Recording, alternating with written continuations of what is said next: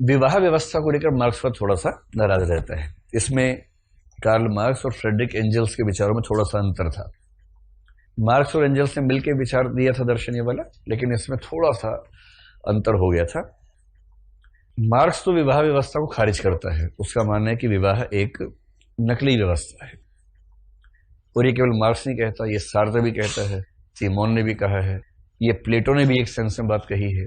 बहुत लोग कहते हैं कि विवाह व्यवस्था होने की वजह से सामाजिक ढांचा बनता है, ये बात ठीक है, लेकिन इससे हम बहुत सारे असंतोषों को जन्म देते हैं और क्रिएटिव फोर्सेस को खत्म कर देते हैं, ऐसा कई लोग मानते हैं। मार्क्स का पॉइंट यह है कि विवाह व्यवस्था में पुरुष और स्त्री में सामान्यतः पुरुष हैव्स है और स्त्री हैव नॉट्स की स्थिति में है। फ्रेडरिक एंजल्स ने पूरी किताब लिखी है इस पर, और उसमें यह बताया कि कुल मिला के विवाह व्यवस्था क्यों है। उसने एक कंसेप्ट दिया, ये कंसेप्ट आपने कहीं ना पढ़ा हो तो पता रहेगा तो अच्छा रहेगा, आपको एक आइडिया हो जाएगा कि कैसे व्याख्या करते हैं। जो एक विवाह की धारणा है या फिर पत्नी बहुविवाह,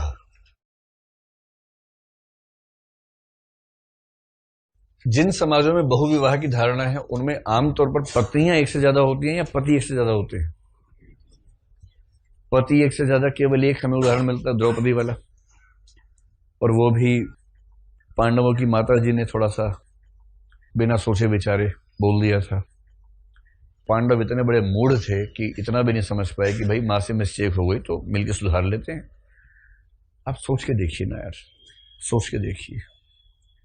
मां देखो क्या लाए हैं, जो भी लाए हो पांचों बांट लो, और पांडवों ने पत्नी को बांट लिया। मतलब माता पिता की बात माननी चाहिए, अच्छी बात है, पर इतना गधा होने की जरूरत है उसके लिए? जैसे हमारे माता पिता ही हैं, अगर हम गलती से ऐसा कह दे कि माँ देखो क्या लाए हैं, और माँ कहेगी बेटा बांट लो सब लोग, और आप कहें कि मैं तो आपकी बहू लाया हूं या आपका दामाद लाई हूं। खाली बहू लेके जाते, दामाद नहीं लेके जाते, वो भी तो लेके जाएंगे कभी ना कभी। और माँ बिना देखे कहेगी बेटा जो कुछ भी लाए हो पूरे मोहल्ले में बांट लो, और बेटे के क्या बोलती हूँ माँ, मैं दामाद लाई हूं आपका मिलवाने के लिए आपसे। तो इसके बाद माँ क्या कहेगी उसके बाद कि मुझसे गलती हो गई, मैं ये नहीं कहना चाह रही थी, मेरा भाव ये नहीं था, मुझे लगा तुम प्रसाद लाई होगी, मंगलवार है, हर मंगलवार को लाती हो तो मुझे लगा प्रसाद लाई होगी। तो माँ सुधार लेगी ना गलती को, बेटी भी सुधार लेगी। इतने मूर्ख हमारे समाज में हुए अतीत में, उन मूर्खों ने पत्नी को बांट लिया। हालांकि इसके पीछे ज्योग्राफिकल क्लाइमेट के रीजंस कुछ रहे होंगे, ज्योग्राफी ऐसा इन चीजों की व्याख्या करती है। दुनिया भर में आमतौर पर जब भी पॉलीगैमी की ओर बढ़ते हैं, पॉलीगैमी नहीं बहुविवाह की ओर बढ़ते हैं, तो पॉलीगैमी आमतौर पर पत्नियों की पॉलीगैमी होती है, जिसको पॉलीगिनी शायद बोलते हैं। पति एक से ज्यादा हो ये दुनिया भर में रेयर अगर हो तो हो, अन्यथा कहीं नहीं। जैसे भारत है, इंडिया में, मतलब आप खस की बात कर रहे होंगे ना, नहीं मैं बता रहा हूं कहां पर है, देहरादून में खस एक ट्राइब है, उस ट्राइब में होता है। मैं वही कह रहा हूं कि ये दुनिया भर में इतना रेयर है, इतना रेयर है कि अगर आप दोनों को साथ साथ रख देंगे तो 99 और 1 का अनुपात बनेगा। इंडिया में ही है। अगर आप कभी देहरादून के पास जाएं तो एक इलाका है जौनसार बाबर परगना, वहां खस एक प्रजाति है, जनजाति है, खस ट्राइब है। उसमें आज तक ये सिस्टम चल रहा है कि जितने भाई होंगे उन सबकी एक ही पत्नी होगी। उसकी वजह ज्योग्राफिकल है, उसकी वजह कृषि भूमि का कम होना है। तो कुछ और भी ट्राइब्स में है, पुरुषत्व प्रेमी एक ट्रेडिशन होता है, जिसका मतलब जैसे 3 भाई हैं उनकी एक ही पत्नी है। बच्चा किसका है ये कैसे तय हो, डीएनए फिंगरप्रिंटिंग तो होगी नहीं हर जगह। तो क्रम से जो पहला बच्चा होगा सबसे बड़े भाई का मान लिया जाएगा, दूसरा नंबर 2 वाले का मान लेंगे, इस तरह से वो मान के चलते हैं। असल में बच्चा किस माँ का है ये तो फिक्स है, किस बाप का है ये फिक्स है नहीं, और इसीलिए फिर दिक्कत रहती है। Mother is a fact, father is a faith. माँ एक तथ्य है, पिता एक विश्वास है। एक कहावत है, ये कहावत है, प्रसिद्ध कहावत है, और अफ्रीकन कहावत और खतरनाक है, mother's baby father's maybe. कहावत है, बहुत प्रसिद्ध कहावतें हैं, mother's baby father's maybe. तो दुनिया भरोसे पे चलती है, तो उस भरोसे पे ही चीजें चलती हैं, ठीक भी है। तो मार्क्सवाद ये मानता है कि इन दोनों सिस्टम से क्या होता है। देखिए, सारा खेल है संपत्ति का। मार्क्सवाद के हिसाब से सारा खेल संपत्ति का है। एक आदमी ने जिंदगी भर खूब मेहनत करके संपत्ति कमाई, ठीक है। अब मरते समय आदमी चाहता है कि वो संपत्ति अपने पुत्र को दे। पुत्र को क्यों दे? क्योंकि पुत्री चली जाएगी किसी और घर में, तो संपत्ति वहां क्यों जाए मेरी? तो पुत्री को थोड़ा बहुत दहेज वहेज देकर टरका देते हैं, लेकिन संपत्ति पुत्र को मिले। ये इच्छा हर समाज में, हर पितृसत्तात्मक समाज में पुरुषों की है। तो उसकी संपत्ति की अधिकारिणी उसकी पत्नी भी नहीं है, उसकी बेटी भी नहीं है, उसकी मां भी नहीं है। संपत्ति पुत्र को मिलेगी। पुत्र को संपत्ति देने में सबसे बड़ा खतरा ये है, ये सबसे बड़ा चैलेंज ये है कि ये कैसे तय हो कि जिस बच्चे को मैं अपना पुत्र मान के संपत्ति दे रहा हूं वो मेरा ही पुत्र है। ये कैसे तय हो? तो आसान बात तो नहीं है ना। अब तो आप कर लेंगे डीएनए फिंगरप्रिंटिंग, उसके पहले क्या करते थे लोग? चेहरा मिलाते थे, और चेहरे का भरोसा नहीं होता। 3-4 पीढ़ी पहले बार ऐसे मिल गया, और जैसे बोलते हैं ना, बच्चा दादाजी पे गया है, परदादाजी पे गया है, नाना पे गया है, नानी पे गया है। ये वेरिएशंस कुछ और भी हो सकते हैं, और उसमें लोग बिना बात के संदेह करें, इसी क्या जरूरत है?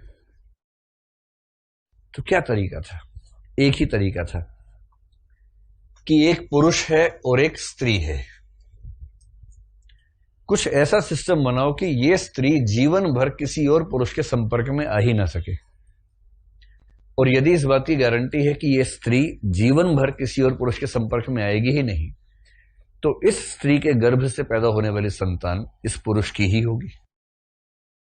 इस कंसेप्ट को बोलते हैं अनडिस्प्यूटेड पैटर्निटी, विवाद रहित पितृत्व की धारणा या निर्विवाद पितृत्व की धारणा।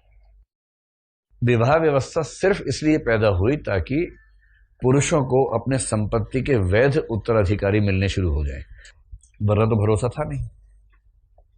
अब मान लीजिए एक पुरुष की 3 पत्नियां हैं, और तीनों को किसी और पुरुष से मिलने का जीवन भर संयोग नहीं है, संभावना नहीं है, स्वाधीनता नहीं है, तो इन सबसे जो बच्चे पैदा होंगे इस पुरुष के ही होंगे, कोई संदेह नहीं है। लेकिन यदि पुरुष हैं 3 और इन सबकी पत्नी है 1, अब यह तय नहीं हो सकता कि इनमें से कौन उस बच्चे का पिता है। मां तो तय है, पिता कैसे तय होगा? विवाह व्यवस्था अपने आप में ना दैवीय व्यवस्था है, ना शाश्वत व्यवस्था है। फ्रेडरिक एंजल्स के हिसाब से विवाह व्यवस्था इसलिए शुरू हुई ताकि हम संपत्तियों के वैध उत्तराधिकारी प्राप्त कर सके। स्पष्ट हो गया? अब इस कंसेप्ट में क्या लग रहा है कि पत्नी की भूमिका बहुत स्वाधीन व्यक्ति की है, या केवल संपत्ति के उत्तराधिकारी को पैदा करने वाली मशीन की भूमिका है? उतनी भूमिका है। तुम चुपचाप मेरा संपत्ति का उत्तराधिकारी पैदा करो, उसको पाल पोस के बड़ा करके मुझे सौंप दो, बस यही काम है। इसलिए दुनिया भर के अधिकांश समाजों में महिलाएं चूल्हा चौका ही करती हैं, घर के बाहर के अधिकार कम मिलते हैं उनको। यही सब कहानियां पीछे हैं, और यही बात आपको इस उपन्यास में थोड़ी बहुत नजर आ जाएगी। मतलब कुल वधू, कुल माता, ये सब शब्द क्यों देते हैं? ताकि महिलाओं को अपनी उस हीन स्थिति को भी जस्टिफाई करने का मौका मिल जाए। जैसे इंटरव्यू होता है आईएएस का, हम जब मॉक इंटरव्यू लेते हैं ना, कभी कभी क्या होता है, कोई लड़की आई मॉक इंटरव्यू देने, उससे पूछा आपकी हॉबीज क्या है? जी मेरी हॉबी कुकिंग है। कुकिंग हॉबी देख के लगता है कि हॉबी है कि मजबूरी है, समझ नहीं आ रहा। मतलब किसी लड़की की हॉबी कुकिंग हो तो थोड़ा डाउट हो जाता है।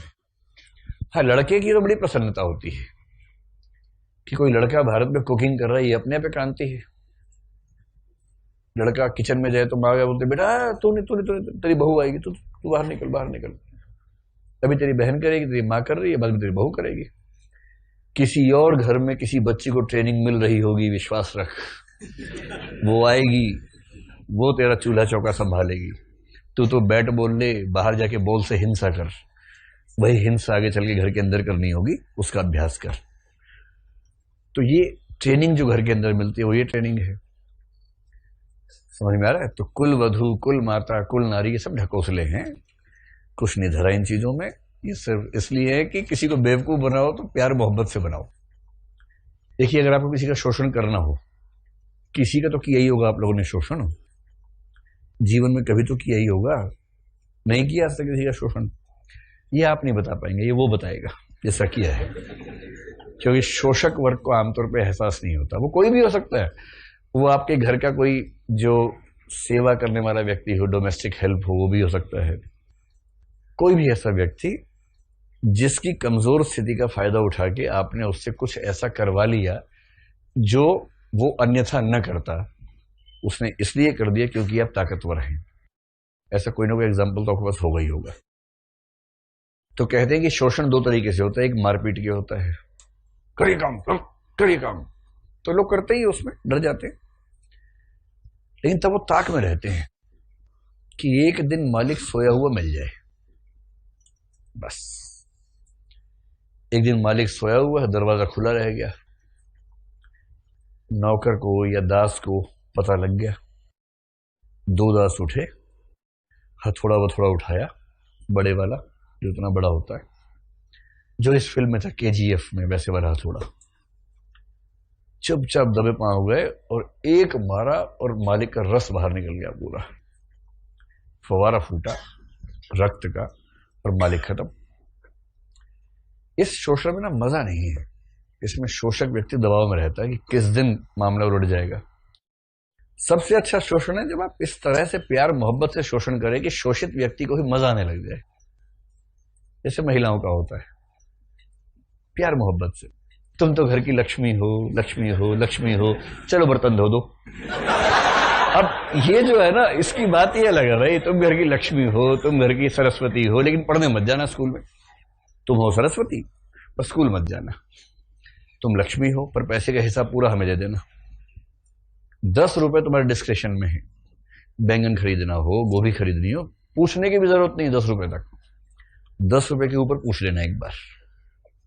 घर की चाबियां तुम्हारे पास हैं, बस खोलना मत कुछ, चाबी तुम्हारे पास रहेगी। ऐसा मूर्ख बना रखा है औरतों को सभ्यता ने, इतना मूर्ख बना रखा है, और वो सब खुश हैं कि है घर की चाबी मेरी सासू ने मुझे दे दी है, कितना भरोसा करती है मेरे ऊपर। एक बार खोल के देखो ना अलमारी, तब समझ में आएगा। खोलो मत, बस चाबी लेके घूमते रहो। कौन उठाएगा चाबी इतनी भारी? तुम उठाओ। ये है खेल। मुझे पता है आपके मन में ये आ रहा है कि ये सारी क्रांति हमारे जमाने में करवा के मानेगा। ये तो हो के रहेगा, उस खतरनाक लपकती अग्नि लीक का मामला है जो रुकती नहीं है, एक बार शुरू होने के बाद कहां रुकेगी, अब तो ये चल के रहेगी। भाव समझिए, विवाह व्यवस्था शोषणकारी व्यवस्था है, मार्क्सवाद ऐसा मानता है। इसलिए मार्क्स ने कहा कि जो साम्यवाद आएगा, जो कम्युनिज्म है, उसका आइडियल स्टेट है, उसमें विवाह व्यवस्था नहीं होगी। उसमें कोई भी दो व्यक्ति अपनी सहमति से साथ में रह सकेंगे, और सहमति नहीं है तो साथ रहने को बाध्य नहीं होंगे। हमारे समाज में जिन दो में प्रेम है वो साथ रहना चाहें तो समाज में आग लग जाती है, जो साथ में है साथ ना रहना चाहें तो आग लग जाती है। अजीब हाल है भाई कि दो लोग साथ रहना चाह रहे हैं, बाकी सारे चाचा मामा फूफा सब उठ खड़े हुए, वो अपने अपने जीवन से परेशान है। उनको लग रहा है कि ये कैसे खुश हो सकते हैं। पूरा गांव उठ के आ गया कि गोत्र समान है, वैदिक काल में इसकी और हमारी गाय साथ बनती थी, शादी कैसे हो जाएगी इनकी। तो इसलिए विवाह व्यवस्था बुरी व्यवस्था है, ऐसा मार्क्सवाद मानता है।